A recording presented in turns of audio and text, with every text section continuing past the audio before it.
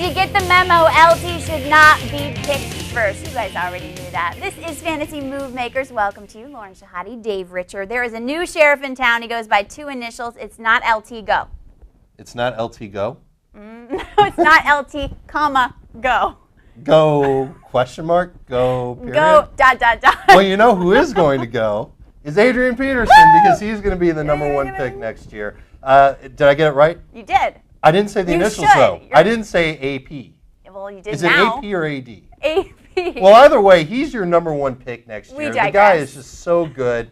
Lots of total yardage and obviously lots of touchdown opportunities, huge potential, great offense, et cetera, et cetera, et cetera. But the key here is that he still splits carries. He doesn't catch the ball out of the backfield, and he's still number one. That's how good he is. I think you've got to take him with the number one pick in 2009. It's amazing that we're already looking at 2009. I know. It seems like just yesterday it started. Okay, where did LT go? As he finished strong against Denver? Well, hopefully he finishes strong against Denver, but he really didn't have that great of a year, and there's going to be all sorts of questions about whether or not he's healthy. He does turn 30 next year. He's hit all of our red flags. He's had 8 full seasons in the NFL. He's top 2,500 carries. The guy might be slowing down, but we still think he's going to be productive if San Diego keeps him and makes the necessary steps to improve its offensive line and its fullback. You look at LT's production over the years, it's declined quite a bit this year compared to recent years, and we're not even showing you the touchdown production. That's way down too. But you still got to figure that he's going to be good for around 1,200 total yards. You still think he's going to be good for about 10 touchdowns, maybe a little bit less than that. That's still first-round material. It's going to be a late first-round pick, maybe an early second-round pick for LT. But he has certainly fallen off of being a top 5, top 3, top 1 pick. Well, one thing is for sure, Dave, everyone is trying to take your spot. That is a life lesson. Who's going to take a spot in the first round? DeAngelo Williams. Yeah, DeAngelo Williams, one of several guys that have risen up. Is that a word? Yes. Rose up. How about that? That have risen, whatever. I swear I'm a writer. You talk football. It doesn't matter. I'm good with initials. I'm not really good with words. Listen, DeAngelo Williams is now a first-round pick. All these guys are first-round picks. Michael Turner, Maurice Jones-Drew, Matt Forte. You can expect to see them taking top 10 picks, all ahead of LaDainian Tomlinson in drafts next year. They all score.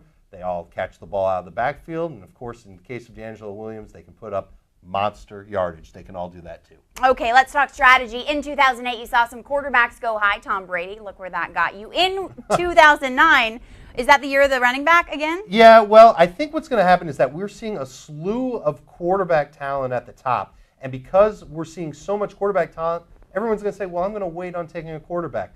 I think you're not going to see any quarterbacks taken in round 1 next year. I think running backs are going to be back at the top of the draft. And I think wide receivers might go before the quarterbacks in round 2. But round 2, round 3, that's when you're going to see a lot of these quarterbacks go off the board. So many great names. You look at all the quarterbacks that have done well this year. You've got your Breeze, your Rivers, your Romo, your Peyton Manning. Of course, Brady's not even in the conversation. You've got to expect him to put up big numbers in his return in 2009. And what about Matt Ryan? He's not playing well right now, but he was playing a heck of a season. Yeah. What about a sophomore slump? No? No, I don't think he's got a sophomore slump ahead of him. He's got a great receiver in Roddy White. Good offensive line. That came out of nowhere this year. Michael Turner obviously gave him great balance in the running game. Teams had to account for Turner first, and then that's when Matt Ryan went over the top and started beating people. I think he's going to end up being a mid-round pick and a great sleeper next year. We're already starting to identify all these sleepers for 2009. Matt Ryan is at the top of the list. And you were saying in Week 17 he needs confidence, he needs momentum, so he's going to play hard. Yeah, he'll play hard to finish your fantasy season this year, and of course next year he'll take another step forward. Okay, Matt Castle, he saw opportunity, he opened the door. What a season really under the circumstance. How does he play and how does he fare next season? Well, where will he be? That's the question. Sure. Where will he be? Who's his coach going to be? What's the offense going to be like? Here's what we're looking for. We're not going to like Matt Castle unless he's playing in an offensive system at least very much like what he's doing in New England. We'd like to see Patriots offensive coordinator Josh McDaniels get a head coaching job and Matt Castle follow him there. That would make us a lot more confident in Castle heading into 2009. A big question is where will he end up? It might be Detroit. Any quarterback that ends up starting in Detroit should be good.